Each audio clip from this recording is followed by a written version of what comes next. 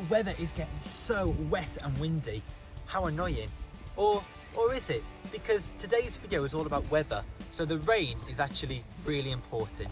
You get nice and snug inside, get your favourite blanket and get nice and warm, while I get cold and wet on today's video. If you're ready to go exploring, then let's go.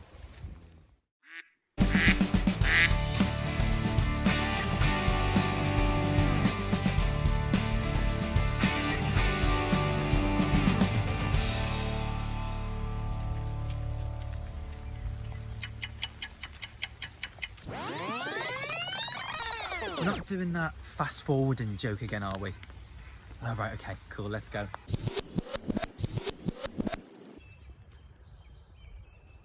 People always talk about the weather in England because it's so unpredictable.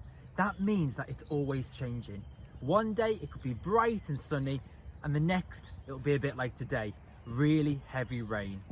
And the weather can be quite complicated. There is loads of science behind it, but don't worry about that, because today we're going to keep it dead simple and we're going to find out some new facts together. So why does it rain? Well, it's because of something called the water cycle. And the way that works is water gets heated up by the sun. Water in rivers and lakes, a bit like this one here, the water warms up and travels into the sky to make clouds. So clouds are basically water which has come from the ground. Have a guess what happens when more water goes up into the clouds. The water just doesn't disappear, it has to come back down again. That's right, the water coming down from the clouds is rain. And that's how the water cycle works. The water gets heated up on the ground and goes up to the sky to make clouds, and the water comes back down again as rain. But what about snow? Well, it's really rainy today, but it's not too cold. Snow forms when it's a really cold day. All that water that goes into the clouds freezes, a bit like ice cubes in your freezer. Exactly like my bottle here. This is my cloud, and here's all the frozen water in there. On a really cold day, the water comes out of the cloud as snow and falls onto the ground. But if you look at my snow here, on a warm day, the water is just gonna melt and there'll be no day off school after all. Don't get snow mixed up with hailstones. Hailstones are pieces of ice which can fall from the sky even on a hot day. Now it's time for Name That Cloud with your host, Mr. Power. Wow, what a brilliant audience. No, don't show them. No. Don't show them. I want them to think there's someone there. Welcome to Name That Cloud. Now, all the clouds look different and they do different things. So we're going to take a look at the different cloud types. Feel free to pause the video while we practice how to say the name of them. The first cloud is called a cirrus. They are really white in colour and they are very thin, which means they don't have much water in them. So if you see these, it probably won't rain. Nimbostratus is our next cloud. Nimbostratus. What differences can you see here?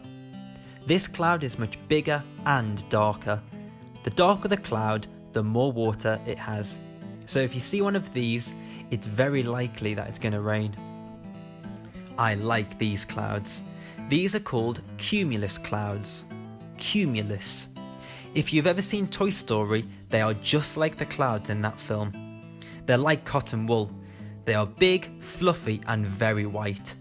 If you see one getting darker though, there may be a little bit of rain, but not much. Lastly is the worst of all, a cumulonimbus. Cumulonimbus. This is the biggest cloud type which carries the most water. They are usually really big and very dark. When you see one of these, a thunderstorm is likely to happen. You will see these when the weather is warm because that means more water is going up into the sky. I hope you've learned a lot about the different kinds of clouds. Maybe rewind the video to practice how to say them. They're all very different and some of them are tricky to say and remember. Now, let's end Name That Cloud with a joke. What type of clothes do clouds wear? Thunder wear.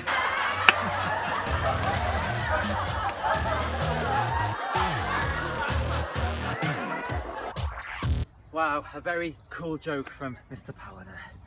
Right, let's now have some interesting facts about the weather. Here are 5 of Mr. Power's points.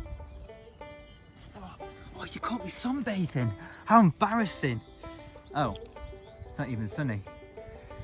The hottest ever recorded temperature in the UK was 38.7 degrees Celsius, and that was in July 2019. The amount of water on Earth will always stay the same. If you drink it, it has to come back out again. If it goes into a cloud, it has to come back down again. So the amount of water on Earth will always stay the same. The coldest recorded temperature in the UK was in 1962. It was called the Big Freeze because temperatures went down to minus 30 degrees Celsius. Chilly. Quick, it's raining really heavy, come here. When it's raining really heavily, people say an idiom. It's raining cats and dogs. It's not actually though. No one actually knows where the saying comes from. It could come from hundreds of years ago when cats and dogs used to be washed away during a storm. In 1987, a weather presenter called Michael Fish said that there wasn't going to be a storm live on TV. Good afternoon to you. Earlier on today, apparently a woman rang the BBC and said she heard that there was a hurricane on the way. Well, if you're watching, don't worry, there isn't. Hours later though, England was hit by one of the worst storms in 300 years and 18 people sadly died. It wasn't his fault, but a lot of people blamed him for it. Now let's learn how to read a weather map. Now you've learned loads about the weather in the UK and you definitely know what clouds to look out for if it's going to rain. But when you watch a weather forecast on TV, it can sometimes be a little more confusing. But look at you, I'm going to show you some little tricks on how you can properly understand a weather forecast. And I'm going to show you right now. Nope, that's the wrong one. Nope. Nope, not that one either. Nope. Nope. Yes, that's one. Yes, that's it. Perfect, look at that. Here we've got a map of the UK and Ireland. But when you watch a weather forecast on TV, you need to know where in the country you are.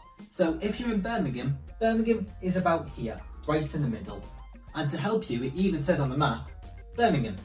So when you're watching the TV, you want to watch that place the whole time so you know what the weather is going to be like. Now on this map, the weather in Birmingham is 11 degrees. Not too bad. Now let's take a look at this map here.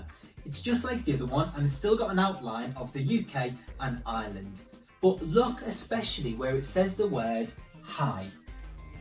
That means high pressure. If you see high pressure on a map, and especially above Birmingham, that means it's going to be calm weather with no wind and no rain. Now look for the word low on this map. Low means low pressure. And if you see low pressure, that means the weather is not going to be very good. It means there'll be more rain, there'll be more wind, and in winter, it could actually mean there'll be some snow. The reason it's called low pressure is because all the water from the lakes and rivers is going up into the sky to make clouds. And like we learnt earlier, all the water from the sky has to come back down again. Now let's look at this map here. And there's a lot of lines on this one. They are called isobars. I-S-O-B-A-R-S. Isobars. And I'm going to tell you a really simple trick about them. Now look at these isobars here, which are really close together. If the lines are really close together, that means it's going to be really windy. But look over here, where these isobars are spread out. If the isobars are far apart, that means there isn't going to be any wind. It's as simple as that. So lines close together, or isobars close together, means windy. Isobars far apart means less windy. Sorted. Wow, we've learned loads about the weather in today's video. From the water cycle to different types of clouds, and even how to read a weather report on TV. Check in the description box below for more websites all about the weather. I would love to see some of you making your own weather report like you see on TV. Thanks for joining me on today's video. You keep staying safe indoors, and I'll keep bringing you some of the outdoors. And I'll see you next time.